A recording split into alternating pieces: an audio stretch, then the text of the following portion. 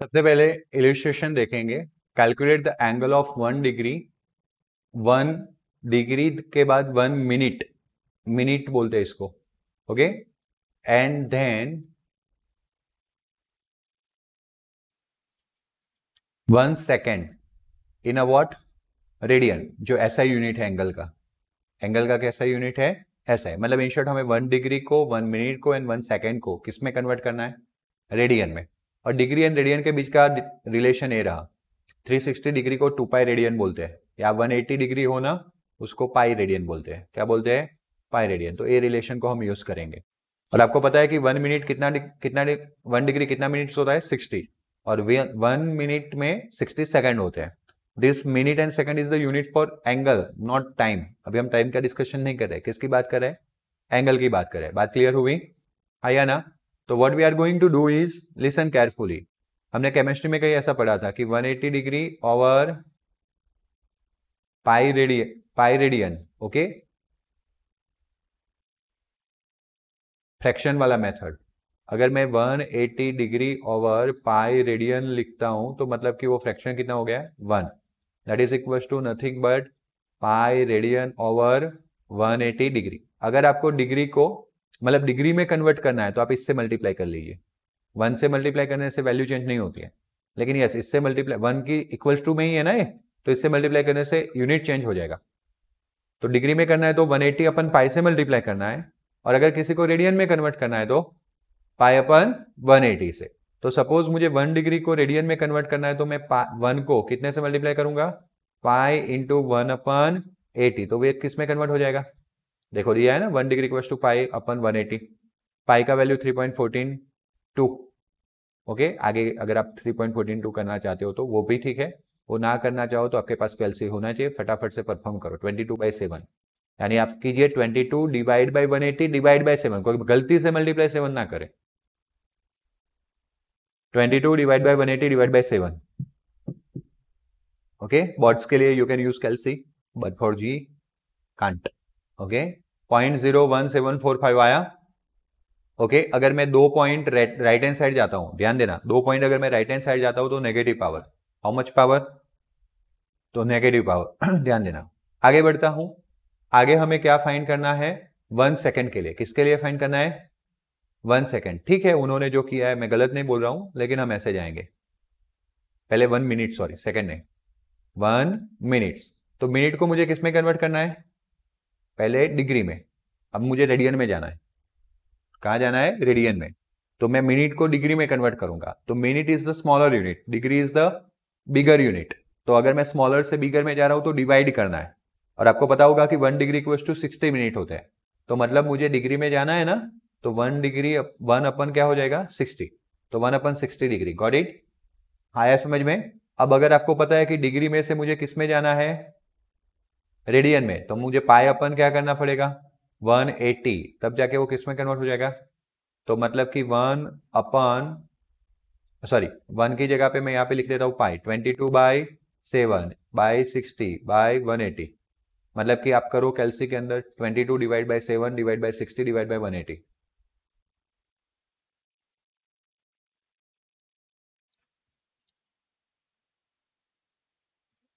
Zero 0.00029 okay, बस इतना बहुत हो गया। देखो सिग्निफिकेंट फिगर जो है ना वो 4 आने चाहिए। कितने आने चाहिए? 4। तो ए 3 नहीं होते सिग्निफिकेंट फिगर, पता है ना? तो 1 2 3 और ए भी चलेगा पॉइंट वाले नंबर में। अब मैं साइंटिफिक नोटेशन में कैसे रिप्रेजेंट कर सकता हूं? तो 1 2 3 4 पॉइंट मुझे शिफ्ट करना है। तो कितना आंसर आएगा? 2.91 इंटू मैंने राइट हैंड साइड शिफ्ट किया 10⁻⁻4 रेडियन। आया समझ में? राइट हैंड साइड जाता हूं तो power negative, left hand side जाता हूं तो पावर पॉजिटिव। बात क्लियर हो गई? यस और नो? मैं ऐसा नहीं बोल रहा हूं कि ये लोग गलत है, लेकिन हमारा मेथड इजी है। देखो मुझे क्या करना है, अब 1 सेकंड को कन्वर्ट करना है। किसको कन्वर्ट करना है? तो मैं सबसे पहले 1 सेकंड को 1/60 मिनट्स बोल सकता हूं। आया समझ में? क्योंकि मैं छोटे यूनिट में से बड़े में जा रहा हूं तो डिवाइड करूंगा। फिर मिनट में से मैं कहा चला जाऊंगा? डिग्री में। तो ऑलरेडी 1/60 तो था ही था, वापस 60 से डिवाइड करूंगा। किस में चला गया? डिग्री में। ऑलरेडी 1/60 इंटू 60 तो था ही था, और मुझे रेडियन में कन्वर्ट करना है तो पाई अपन 180, तो मतलब पाई का वैल्यू 22/7, 60, 60, 180। गलती से भी मल्टीप्लाई नहीं करेंगे, ऑलवेज क्या करेंगे डिनोमिनेटर में, तो कैलसी के अंदर डिवाइड करेंगे। ओके, किसके पास नहीं है बताओ बताओ ऐसे। हाँ ओके, 10 रुपया नहीं निकला, चलो चलो। क्या आंसर आया? 0.1235, 50 आए, आया ना? फिर 485 है कि नहीं? ओके ओके, यहां तक आया। तो अगर मैं 3 पॉइंट मतलब 1 2 3 4 5 6 पॉइंट आगे जाऊंगा तो मैं ये वाला लिख सकता हूं। गॉट इट ना? उन्होंने वो 9th में जैसे स्टेप करते थे ना वैसे लिख के दिया है, बट वो लिव इट, हम ऐसा ही कर देंगे, इजी हो गया ना? बोलो कोई डाउट? पहला illustration complete. Illustration number 2, a man wishes to estimate the distance of nearby tower from him. एक मैन जो है उसको एस्टिमेट करना है कि उसके नजदीक में कोई टावर है, उसका डिस्टेंस कितना है उसको एस्टिमेट करना है। तो he stand at a point in front of the tower C, listen carefully, he stand at the point A in front of tower C and spots a very distant object O in the line of AC। वो A पे खड़ा है, सामने tower C है, और उसके सामने कोई बहुत ही बड़े लार्ज डिस्टेंस पे कौन सा है? O। तो O के रेफरेंस में मतलब A से O की ओर दिख रहा है, और किसको मैच कर रहा है? C को। पैरेलैक्स वाला न्यूमेरिकल है। मैं ऐसे उंगली को कैमरा के स्टैंड के सामने रखा हुआ है, ओके, और मैं ए को ऑब्जर्व कर रहा हूं, उंगली को ऑब्जर्व कर रहा हूं, लेकिन रेफरेंस क्या लिया है? कैमरा का स्टैंड। आया समझ में? लाइकवाइज ऑब्जर्व किसको करना है? ए पॉइंट से सी को, लेकिन रेफरेंस कौन सा लिया है? कौन सा लिया है? O. Then he walks perpendicular to AC, AC को परपेंडिकुलरली वॉक करेगा, वो था ए पे, इसलिए लाइन भी ए से ही आएगी। ओके, एंड अगेन कौन से पॉइंट पे पहुंच गया? बी पॉइंट पे। कौन से पॉइंट पे पहुंच गया? बी। और ये जो डिस्टेंस है वो कितना हो गया? 100। ए से बी डिस्टेंस कितना दिया है? 100 metre. And looks again O and C, and since O is a very distance, again B O is a practically one ray. वापस यहां से बी से सी को देखने का ट्राई करेगा, ए ओ दोनों तरह से दिखेगा। मतलब आपको वैसे दिखने जाए तो नजदीक रखा ना हमने वो, तो ऐसा लगता है कि यहाँ पे इस लाइन पे वो कभी नहीं आएगा, लेकिन ऐसा नहीं होता है। मैंने ऐसे देखा तो भी मुझे कैमरे का स्टैंड मिला, ऐसे देख रहा हूं तो भी मिल सकता है। आया समझ में? तो दूसरी मेरी लाइन कौन सी हो गई? बीओ। तो एक बार ऑब्जर्वेशन लाइन एओ थी, दूसरी बार कौन सी हो गई? बीओ। आया समझ में? इसलिए इन लोगों ने ना ओ को कहीं ज्वाइन ही नहीं किया, मतलब ओ को बहुत ही दूर का डिस्टेंस माना है। तो एक बार लाइन हो गई लाइक दिस वन, ए वाले उसमें सी आ गया, और एक बार लाइन हो गई ए वाला, उसमें भी कौन से को ऑब्जर्व कर लिया उन लोगों ने? सी को। But the finds a line of sight of C is shifted from the original line of sight by an angle of how much degree? But उन्होंने वो फाइंड किया कि उनकी जो लाइन ऑफ साइट थी वो 40 डिग्री शिफ्ट हो गई। कहने का मतलब ए से सी ऐसे लाइन ऑफ साइट जा रही थी, अगर वो बी पे आते तो बी का भी ऐसे जाता लाइन ऑफ साइट, बट वो शिफ्ट होके सी के लिए ऐसा हो गया। कितना डिग्री?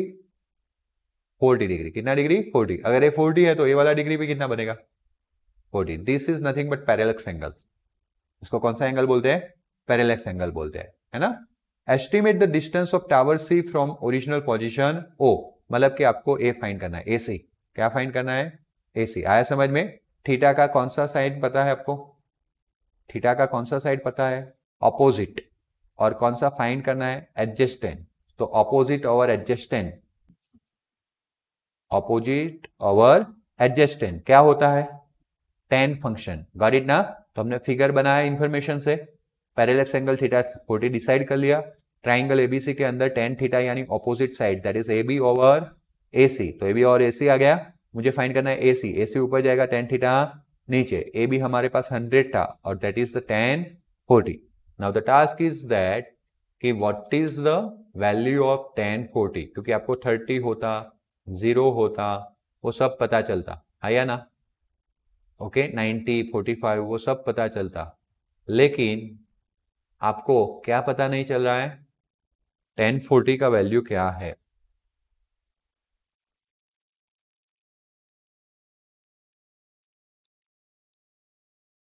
तो आपको इसके लिए ऐसे टेबल में आ जाना है जो आपको मैंने PDF ncrttextbook.com पे से ही डाउनलोड की हुई है, नहीं तो आपके कुमार के पीछे देखो टेबल्स होंगे। तो एक नेचुरल साइन का टेबल होता है, दूसरा नेचुरल टेन का। हमें 10 फाइंड करना है तो 10 के टेबल्स में जाना है। कहाँ पे जाना है? 10 के टेबल में। दिया है कि नहीं दिया है?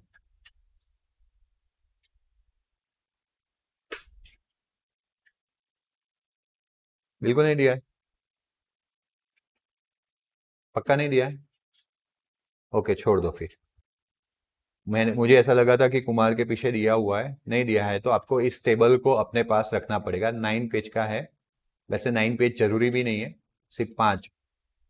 ओके, ये बहुत हो गया, लर्न नहीं करने का है, ये आपको दिया जाएगा, ये नोट्स से नहीं जरूरी है। ये कौन सा टेबल है? Natural tangent, natural tangent, natural tangent. Okay, natural cosine है, कोसाइन का हमें जरूरी नहीं है। नेचुरल कोसाइन मतलब कॉस, कॉस हमें नहीं चाहिए। तो एक्चुअली में क्या हुआ पता है? साइन के 2 पेज, 0 से लेके 45, 44 और 45 से लेके 90, ये 2 पेज साइन के।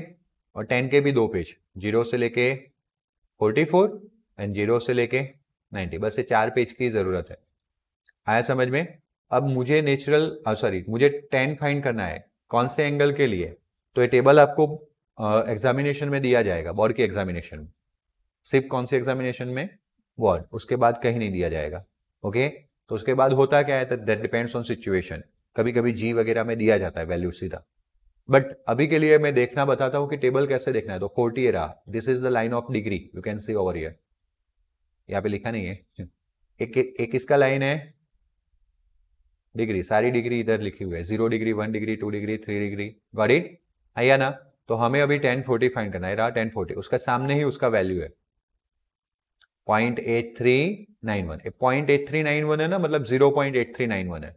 देखो ये 0 पॉइंट से स्टार्ट हुआ था, यहाँ से 0 पॉइंट से स्टार्ट हुआ था। बट अगर आप 1045 आपको पता है 1 होता है, तो उसके बाद 1 से स्टार्ट होता है। बट कभी कभी कुछ टेबल्स में ये 1 नहीं दिया जाता है, ये वाला जो 1 है ना वो नहीं दिया जाता। आपको समझना है कि 45 के बाद 1 स्टार्ट हुआ था ना, तो ये 1 से बड़ा है, इसलिए अगर मानो कि 0.2349 दिया है तो 1.2349 लेना है।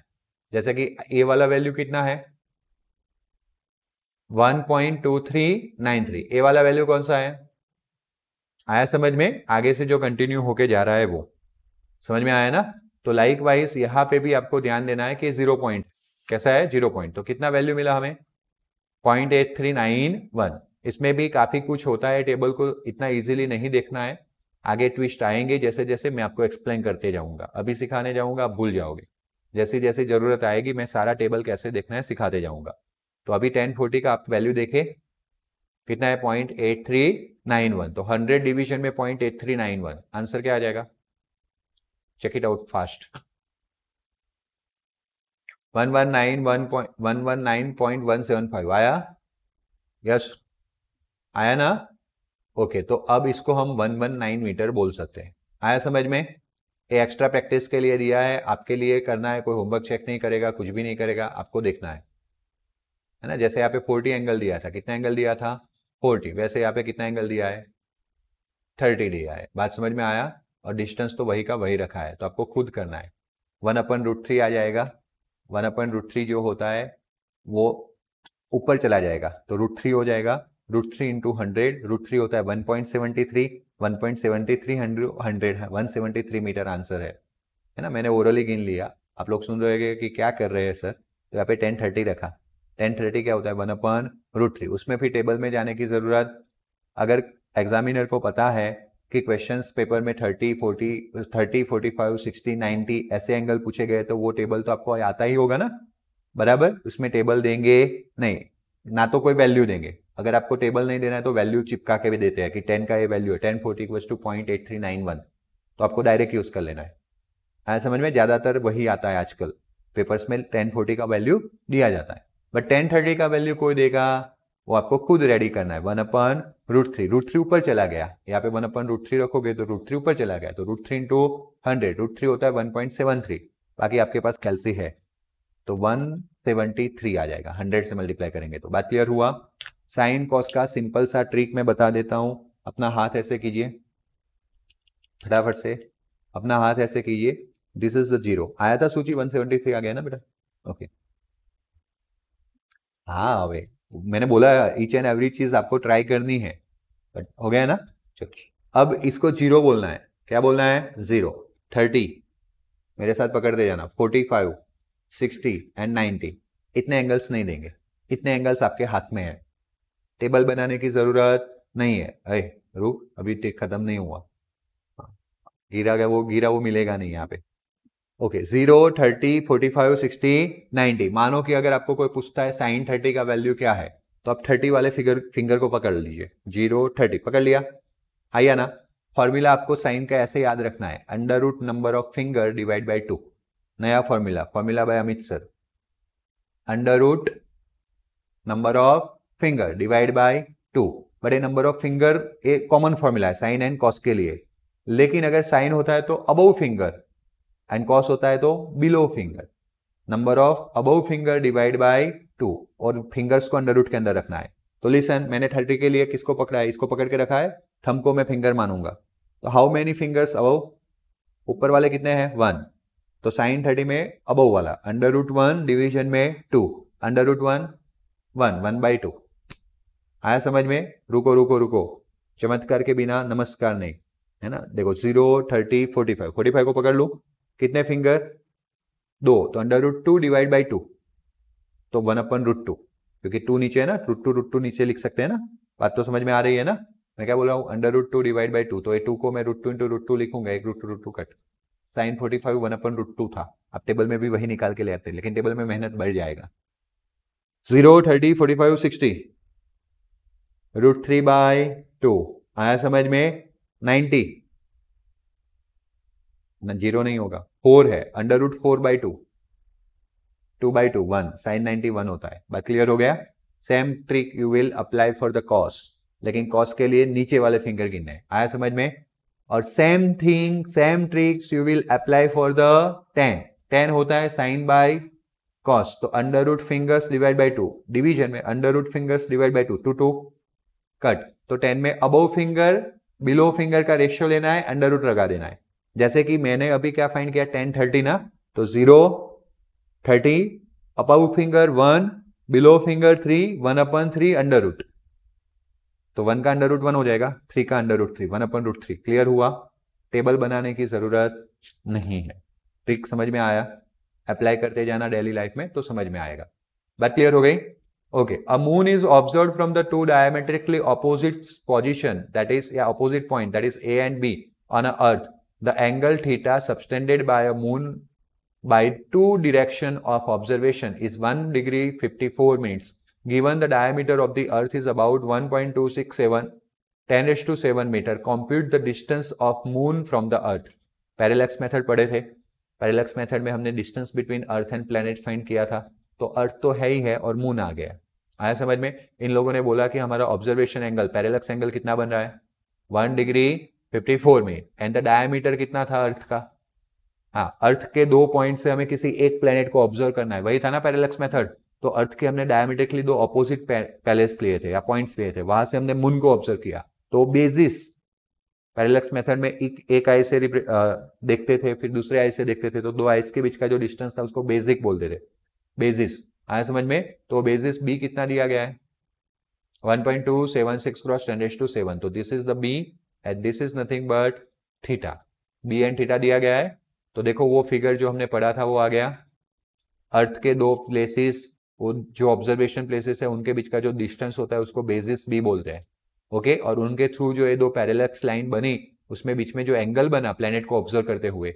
वो क्या बन गया पैरेलैक्स एंगल थीटा आया समझ में और हमें कैपिटल डी फाइंड करना है क्या फाइंड करना है कैपिटल डी बोलो क्लियर हुआ यहाँ तक यस और नो ये अभी हमारे कोई काम का नहीं है हम लिखेंगे कि डायरेक्शन यानी ऐसा नहीं लिखेंगे डायरेक्शन नहीं लिखेंगे क्या लिखेंगे angle equals to arc over radius तो एंगल क्या होता है थीटा आर्क क्या है बी और रेडियस डी वैसे आर्क ऐसा कर्वेचर होता है लेकिन हमने बोला बहुत बड़े डिस्टेंस के लिए कर्वेचर शेप को इग्नोर करके डायमीटर ले सकते हैं ओके मुझे क्या फाइंड करना है कैपिटल डी ना कैपिटल डी ऊपर जाएगा थीटा कहाँ आ जाएगा नीचे वो करने के बाद आपको एक लाइन करके दोनों चीज लिखनी पड़ेगी कि बी कितना है तो b यानी कि डायमीटर, और डायमीटर हमें अंदर से लेके आना है, कितना था 1.276 क्रॉस 10⁻7 मीटर। तो मैं यहाँ पे लिखूंगा b equal to 1.276 cross 10⁻7 metre.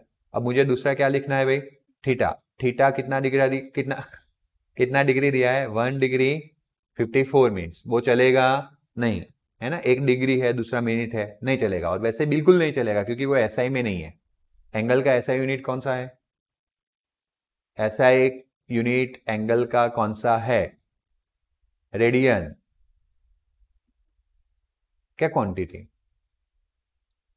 Angle का ऐसा यूनिट कौन सा है, रेडियन। अभी आगे पहले न्यूमेरिकल में बताया था ना। तो मतलब कि मुझे डिग्री और मिनट्स को किसमें कन्वर्ट करना है, रेडियन। बट सबसे पहले मैं इसको 60 मिनट लिख सकता हूँ, डिग्री को, प्लस है कितने मिनट्स हो गए 54, तो टोटल कितने मिनट्स हुए भाई 114 मिनट्स हुए। बात क्लियर हुई, यस और नो।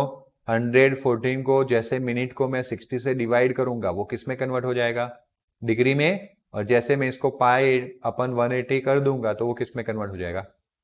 बात समझ में आया ना। अब मैं यहाँ पे वैल्यू रखूंगा सबसे पहले 1276 क्रॉस 10⁻7, 1.276 क्रॉस 10⁻7 आया। और मैं इसके बी का वैल्यू रखूंगा 114 डिवीजन में ए वाला 60, और यहाँ पे मैं वैल्यू रखूंगा पाई अपन 180। आया समझ में। उसके बाद का स्टेप है ना, जो भी करेक्शन कर रहा हूं आपको घर पे जाके वीडियो वापस ओपन करना है और उस करेक्शंस के साथ लिखना है ना। अभी मैं करेक्शन करवाने का टाइम दूंगा तो अल्टीमेटली बात सेम ही हो जाएगी, उतना ही टाइम चला जाएगा जितना लिखने में चला जाता। तो वो अभी हम घर पे जाके रखेंगे, समझते जाते हैं। अब 1.276 ऊपर दिख रहा है, सॉरी 1.276 दिख रहा है क्रॉस 10⁻7। ये 60 और 180 डिनोमिनेटर में कहा जाएंगे, देखते जाना कहा जाएंगे, न्यूमिनेटर में चले जाएंगे, यस और नो। और यहां पे क्या बचा 114, और क्या बचा ये पाई। पाई क्या होता है 22/7, तो उसका 7 कहाँ चला जाएगा ऊपर। अब आप अपने कैलसी में 1.276 इंटू 60 इंटू 180 इंटू 7, सब जो न्यूमिनेटर में था सबका इंटू, डिवीजन में 114, डिवीजन में 22 कीजिए।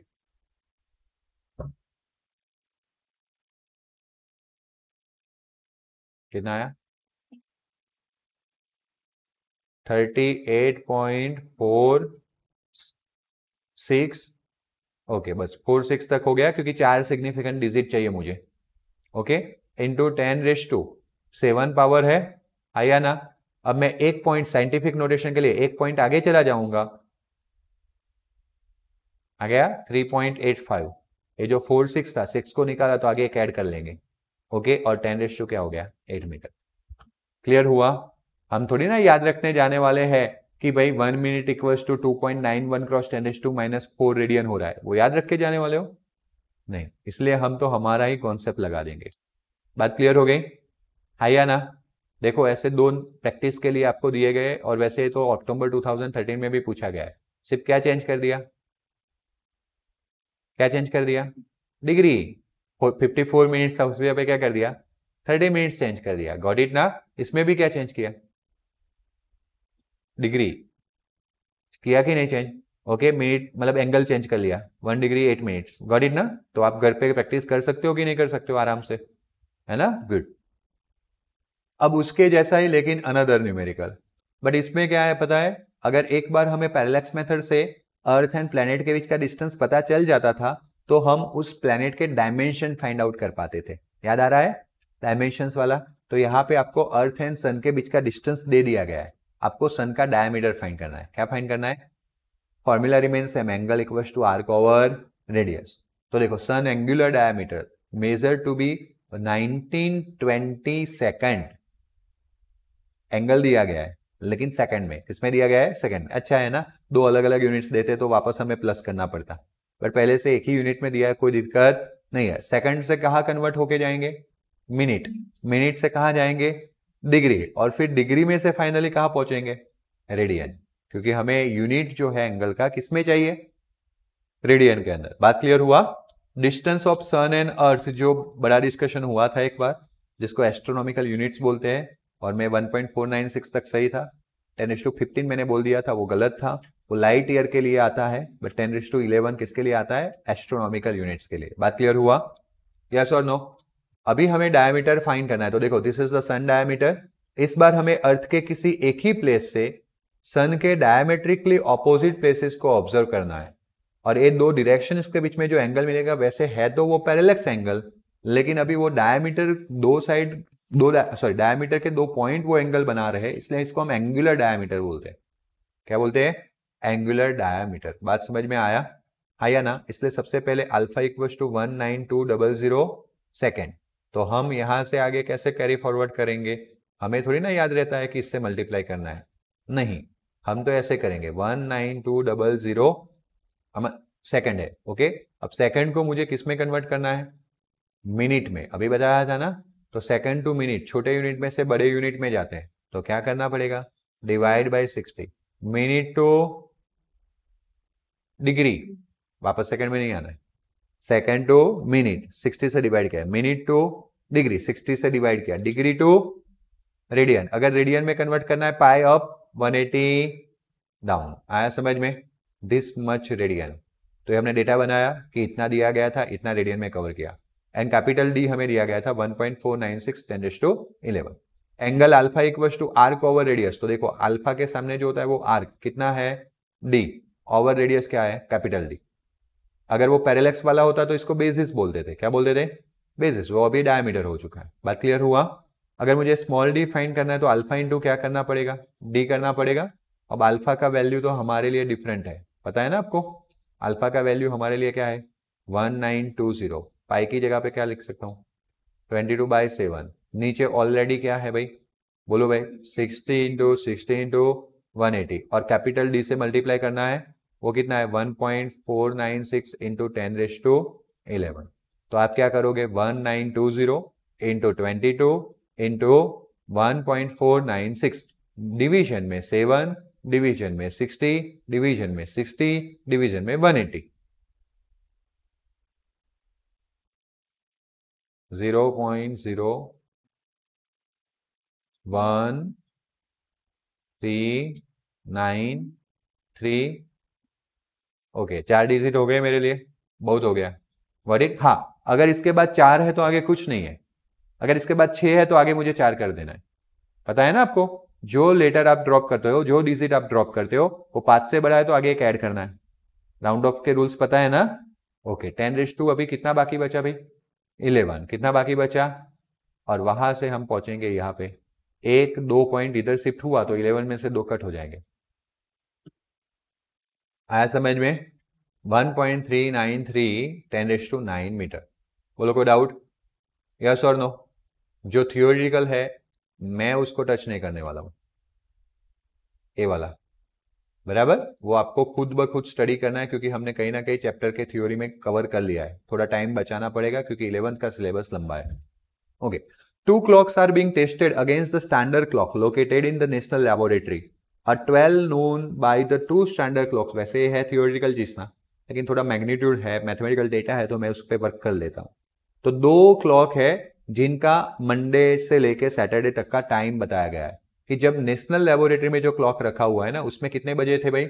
12। तब क्लॉक 1 में 12:05, 12:01, 15 फिर ऐसा ऐसा ऐसा ऐसा, और फिर इधर इधर इधर इधर। तो आपको क्या पूछा गया है?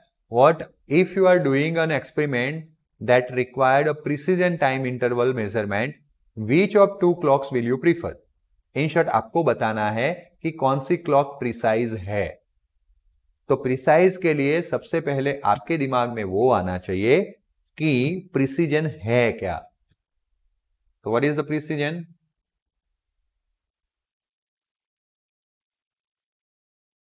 मल्टीपल रीडिंग्स अगर लेते हैं, वो एक दूसरे के नजदीक आते हैं, तो क्लॉक क्या बोला जाता है? प्रिसाइज बोला जाता है। और अगर जो रीडिंग ले रहे हैं वो ट्रू वैल्यू के नजदीक आ रहा है, तो हम उसको एक्यूरेट बोलते हैं, एक्यूरेसी बोलते हैं। आया समझ में? तो इसमें कौन सी रीडिंग एक दूसरे के बहुत नजदीक आ रहे हैं? क्लॉक 2।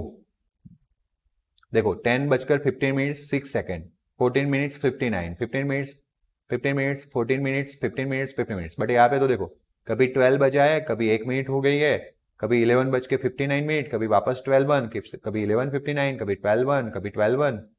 तो इसमें मिनट्स का भी डिफरेंस आ रहा है, दिख रहा है? ओके, सबसे छोटा इससे छोटा रीडिंग कौन सा इसमें? नहीं, ए वाला 08 बराबर। और सबसे बड़ा भी रीडिंग कौन सा है? 130, 130, 150। ओके, तो इसमें बड़े और छोटे के बीच में रेंज कितना बना? तो 59, फिर उसके बाद 8 सेकंड थे, 8 सेकंड में 52 ऐड करेंगे तो 12 बज जाएंगे। तो एक तो वो 52 सेकंड, फिर 1 मिनट के 60 सेकंड, और उसके बाद भी कितने सेकंड? सॉरी,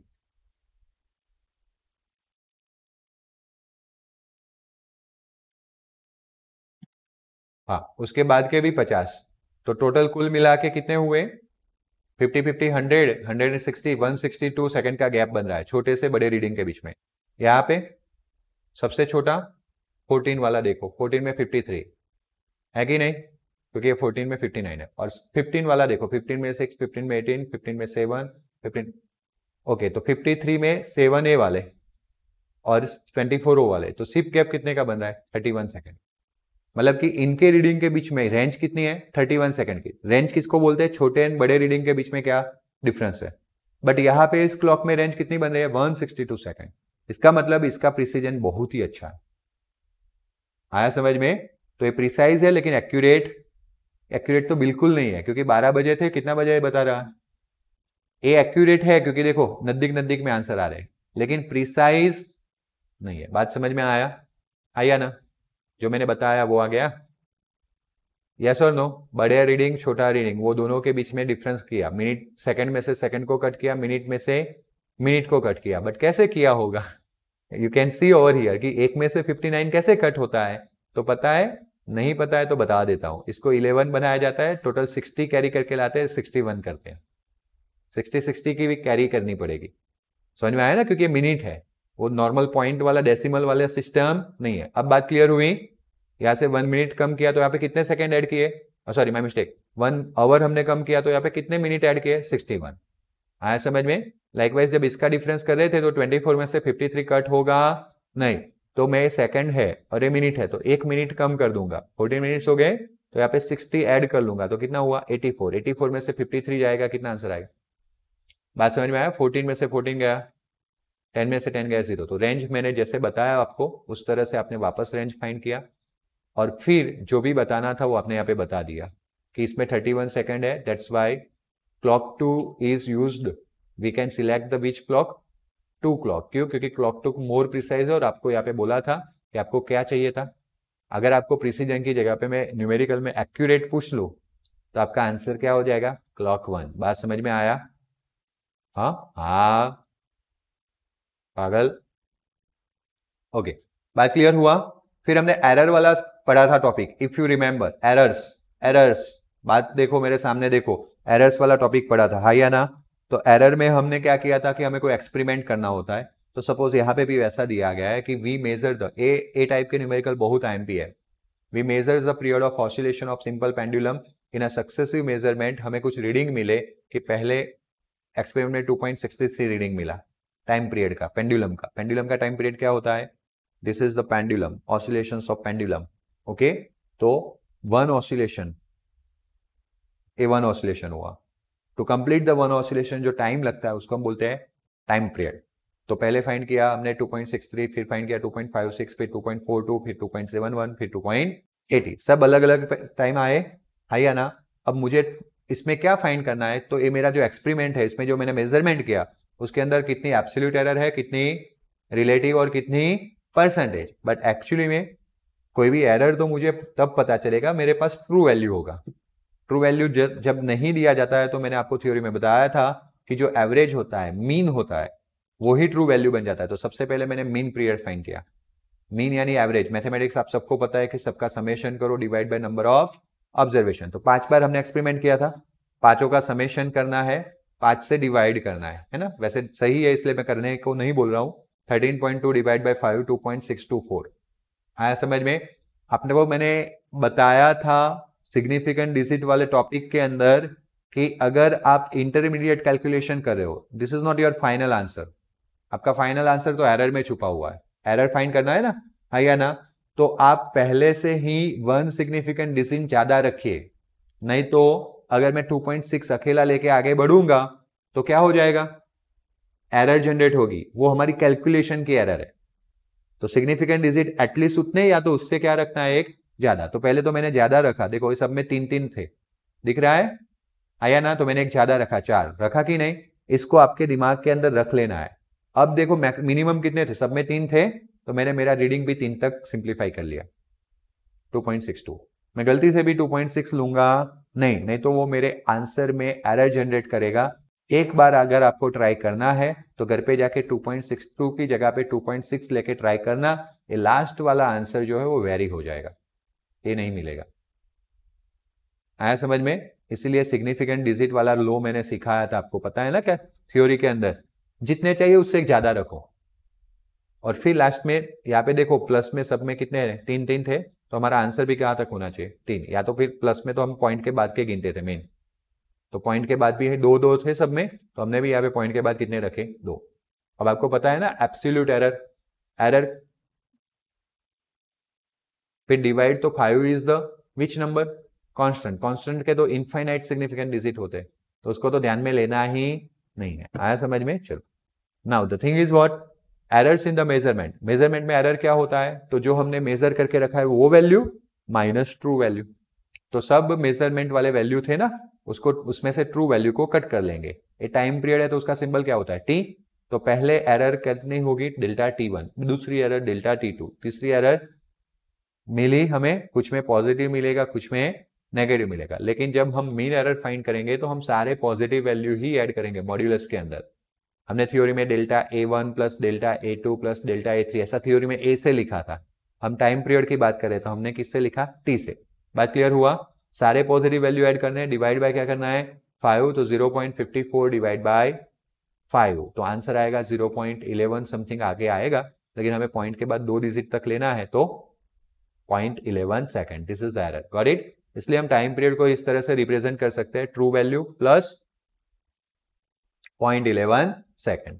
अब मैं रिलेटिव एरर फाइंड करना चाहता हूं, तो जो मीन एरर मिला ना उसको ट्रू वैल्यू से डिवाइड करूंगा, तो 0.11 डिवाइड बाय 2.62, तो आंसर आएगा 0.04198। इंटरमीडिएट आंसर बहुत लंबा, 4-5 डिजिट तक ले लो। फिर सोचो कि इसमें कितने सिग्निफिकेंट फिगर है, 2, और इसमें 3, तो 2 तक चाहिए, तो ये तो गिना नहीं जाएगा, 1 2 9 कट करेंगे तो आगे 2 आ जाएगा।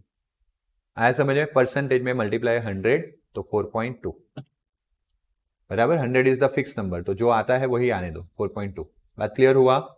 हाँ या ना?